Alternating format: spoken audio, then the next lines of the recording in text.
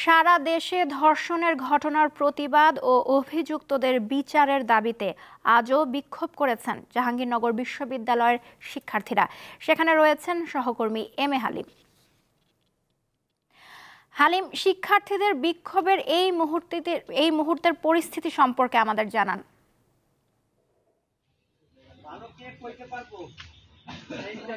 নওশীন, এই মুহূর্তের পরিস্থিতি যদি আপনাকে জানাই, আমি এখন রয়েছি জাহাঙ্গীরনগর বিশ্ববিদ্যালয়, যেটি পুরাতন যেটি কলা ভবন, সেখানে কিন্তু চারুকলা বিভাগের যারা শিক্ষার্থী রয়েছে তারা কিন্তু এখান থেকে একটি পদযাত্রা সেখানে মানববন্ধন।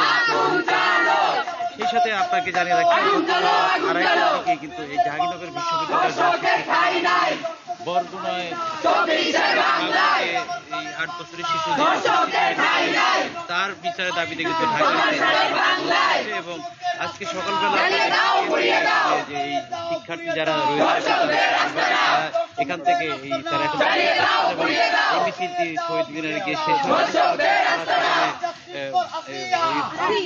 গান করা এবং আবৃত্তি বিভিন্ন তারা যেমনটি এখানে সবাই দর্শকের বিরুদ্ধে যে তারা সর্বোচ্চ এখানে যারা পক্ষে তারা স্লোগান দিচ্ছে এবং আরো কিছু বিষয় রয়েছে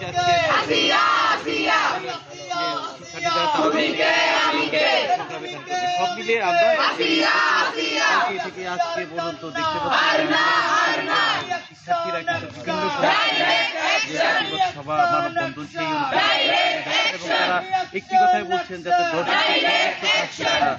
পায় সেই দাবিটা। বাংলাদেশে যে ধর্ষণের যে ঘটনা বৃদ্ধি সে বিষয়টি তারা